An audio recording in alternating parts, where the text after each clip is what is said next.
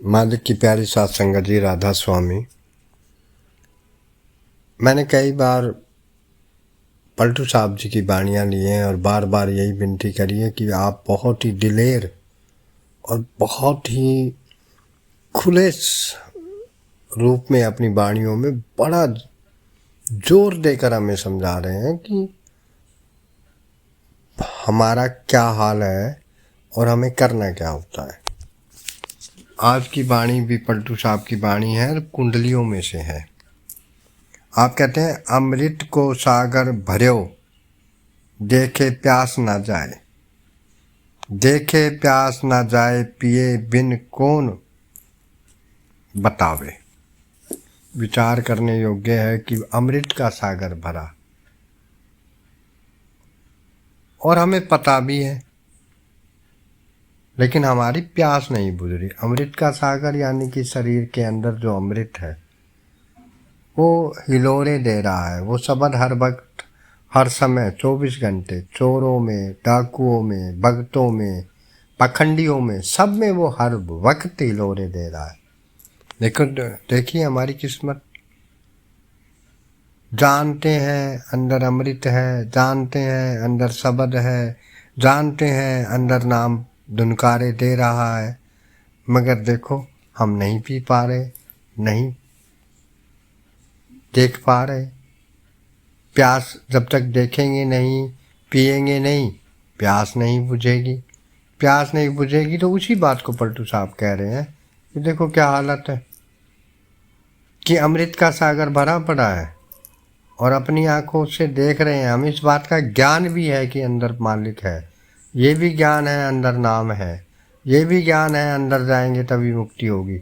लेकिन हमारी मजबूरी देखिए, मन के हाथों इतने मजबूर हुए बैठे हैं, मन के हाथों इतने परेशान हुए बैठे हैं कि चाहते हुए भी अंदर नहीं जा सकते। तुलसी साहब इसी बात को कहते हैं। आप कहते हैं, जानत है सूझे नहीं, नालत ऐसी जिंद, तुलसी या संसार को तो भयो मोतिया बिंद। कि हम जानते हैं परमात्मा अंदर है, हम जानते हैं भक्ति के जरिए मिलेगा, हम जानते हैं संतों के बताए रास्ते से मिलेगा, मगर हम फिर भी नहीं जा पाते क्योंकि अमल नहीं कर पाते। अमल क्यों नहीं कर पाते? क्योंकि मन के बस में है, मन का कहा मानते हैं, परिवारों, कुल समाज और धन के चक्कर में लगे हैं। माया ने ऐसा चादर डाल के रखी है कि जानते बूझते भी हम वो कर्म कर रहे हैं जो हमें निचली योनियों की तरफ या भुगतान की तरफ लेके जा रहा है। वो अमृत जिससे हम सदा के लिए अमर हो जाएंगे, वो नाम, वो शब्द हमारे अंदर होते हुए भी, जानते बूझते भी हम उसे नहीं पा रहे। इसी बात को पलटू साहब कहते हैं कि भाई अमृत का सागर भरा पड़ा है, देखे प्यास नहीं बुझती। अगर हम समुद्र को देख भी लें दूर से, अमृत के को, और उसे पिए ना, तो हमारी प्यास कैसे बुझेगी? तो यही बात हमें सोचनी है। देखो वो कई उदाहरण दे रहे हैं, फिर अगली कोटेशन में कह रहे हैं, कल्प रस को देख के खाए बिन भूख ना जाए। अगर कल्प वृक्ष को, यही शरीर को कल्प वृक्ष कहा है, और इसमें को पाने के बाद भी अगर हम भक्ति नहीं कर पा रहे हैं, तो ये मत सोचना कि भाई हमें मुक्ति मिल जाएगी। ये मौका मिला है, मुक्ति नहीं मिली है। इस मौके का जो फायदा उठाएगा वही उस परमात्मा के खजाने का हिस्सा बनेगा। जो परमात्मा से मिलना चाहेगा, मेहनत करेगा, कोशिश करेगा, वही उस परमात्मा को पा सकता है। फिर आगे और कहते हैं, और की दौलत देख के दरिद्रता नहीं जाए। अब मान लीजिए किसी हमारे जानकार या पड़ोसी, किसी के पास बहुत सारी दौलत हो, तो उससे हमारी गरीबी कैसे दूर हो सकती है? वो तो उसकी है। मान लेते हैं हमारे पास कोई रहने वाला, कोई मालिक का प्यारा भी हो, या हमारे सतगुरु हैं जो उस नाम के नामी हैं, तो उनको देखने से हमारी थोड़ी ना भक्ति पूरी हो जाएगी। भक्ति तो हमारे करने से, हमारी कोशिश से परमात्मा या हमारे सदगुरु हम पे कृपा करेंगे। तो पलटू साहब हमें कह रहे हैं कि भाई ये रास्ता करनी का है। ये सत्संगों में जाके दर्शन करना, सेवा करना, सत्संग सुनना ठीक है, मगर हमारी दरिद्रता कैसे जाएगी, हमारी गरीबी कैसे दूर होगी? जो नाम की दौलत है हमारे पास है ही नहीं, तो फिर हम तो गरीब ही रहे ना, नाम से दूर ही रहे। आप कहते हैं अंधा पावे आँख साथ बाकी बेदाई, कि भाई अगर अंधे को आँख मिलेगी तभी तो वो देख सकेगा, तभी तो वो संसार को पहचान सकेगा, रंग रूप पहचान सकेगा। उसको आँख मिले ही ना तो फिर कैसे होगा? और लोहा कंचन होए पारस की करे सराहना, कि भाई लोहा अगर उसकी संगत ना करे पारस की, तो कंचन कैसे हो सकता है? उसकी जब संगत करेगा, जब उससे जाके जुड़ेगा, ये आत्मा जब उस परमात्मा से जाके जुड़ेगी तभी तो मुक्ति पाएगी। आप हमें बार बार बड़े जोर दे के समझा रहे हैं कि रास्ता अमल का है, रास्ता करनी का है, मगर हम करनी पर कम जोर देते हैं। बहस मुलाजों में, लफ्ज़ों में, ज्ञान में, इन चीज़ों पर ज़्यादा ध्यान देते हैं। अब आप एक बात बताइए कि अगर कंचन लोहे को बनना हो तो पारस की संगत करनी पड़ेगी, उससे जाके लगना पड़ेगा। अगर वो दूर ही दूर रहे तो फिर क्या हो सकता है?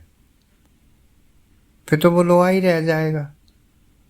और अगली कोटेशन में कहते हैं क्या मल्लाह फिर सिफत काट को काट ही रहना, कि अगर मल्लाह जो नाव चलाता है वो कुछ भी कर ले, वो लकड़ी की नाव ही रहती है।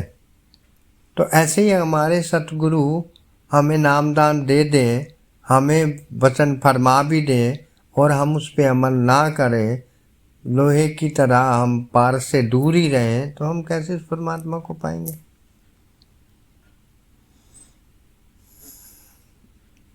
फिर कैसे परमात्मा की मिलने की आस करेंगे?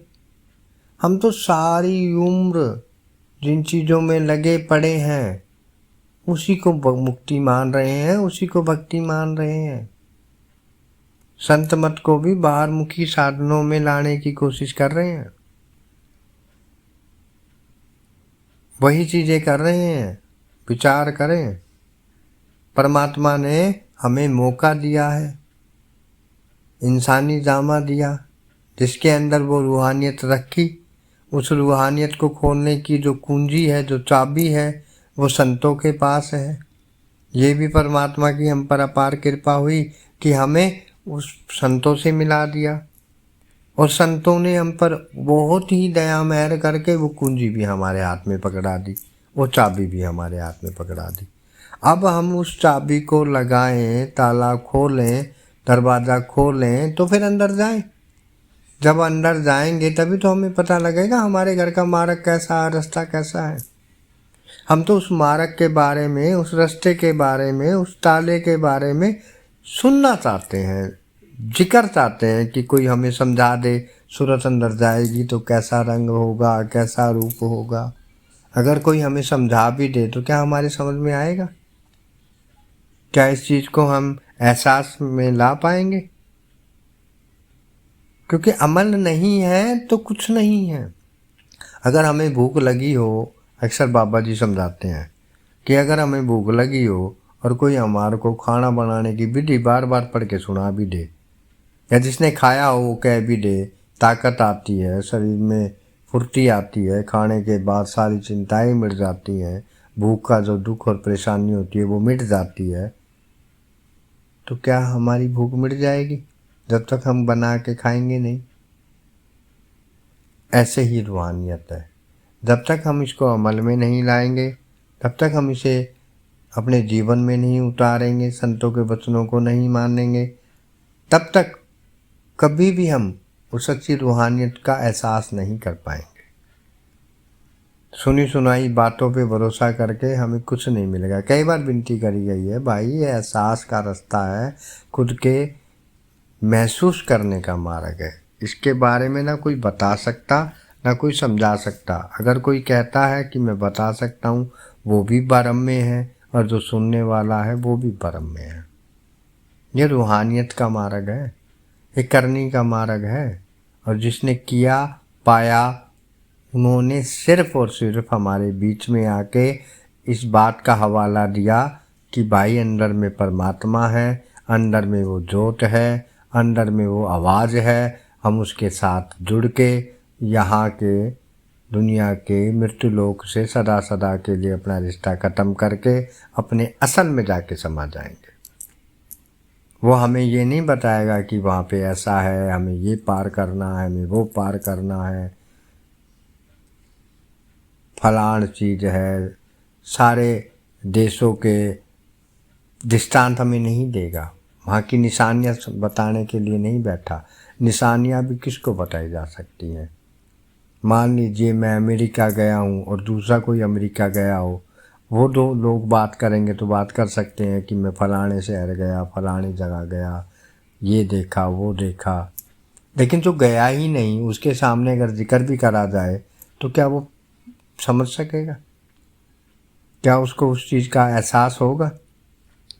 क्या उस वातावरण को, उस रूप को, उस रंग को वो जान सकेगा? वो खुशी, वो आनंद वो ले पाएगा? इसलिए रूहानियत का मार्ग में हमें करनी होती है।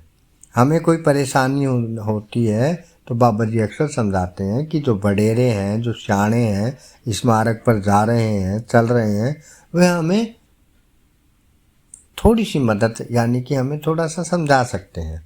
जैसे बाबा जी समझाते हैं, बच्चा अगर एक सब्जेक्ट में कमज़ोर हो तो उसकी ट्यूशन लगा दी जाती है। मगर हम करनी कुछ भी ना करें, हम सुनना आंतरिक चाहते हैं, समझना आंतरिक चाहते हैं। भाई ये समझने, समझाने, सुनने, सुनाने का मार्ग नहीं है, ये करनी का मार्ग है। जो भी भागो वाला बिरला इस करनी को करता है, वही इस रूहानियत का एहसास पाता है। आगे पलटू साहब कहते हैं, सतगुरु तुमरे वचन को पलटू ना पतियात, कि जो सतगुरु के वचन हैं, तुम्हारे जो वचन है, पलटू ना पतियात, कि कोई नहीं जान सकता। अमृत को सागर भयो भरो, देख प्यास ना जाए। विचार करने वाली बात है कि सतगुरु ने तो हमें बता दिया कि भाई सिमरन करना है, भजन करना है, इसके सिवा कोई और मार्ग और कोई रास्ता नहीं है। मगर हम अपनी अकल और बुद्धि लगाकर हम अगर ये सोच में बैठे हैं कि हम कोई शॉर्टकट कर सकते हैं, या संतों के दर्शन करके, संतों के सत्संग सुन के, उनके डेरों में जाके सेवा करके, धन की तन की सेवा करके अगर हम उनकी खुशी हासिल कर सकते हैं, तो ये हम मुकालते में हैं, हमारा असल उद्देश्य नहीं होगा। और संत कभी भी नहीं कहते कि आप भजन बंदगी को छोड़ के और कोई सेवाओं में लगो। बाबा जी तो अक्सर कह रहे हैं, एक को सेवा चाकरी, नाम बसे मनाए। और सतगुरु बार बार सत्संग के अंत में यही कहते हैं, नानक के घर केवल नाम। विचार करने योग्य बात है। अगर उनको लगता कि सेवा करा के लेके जाना है, अगर उन्हें लगता दर्शन दे के लेके जाना है, उन्हें लगता सत्संग सुना के लेके जाना है, तो वो कभी ना कहते नानक के घर केवल नाम। आप सत्संग में बार बार इसी बात को कह रहे हैं कि भाई भजन बंदगी में लगना है। मालिक के प्यार को अगर पाना चाहते हैं तो अंतर की तरफ जाने की कोशिश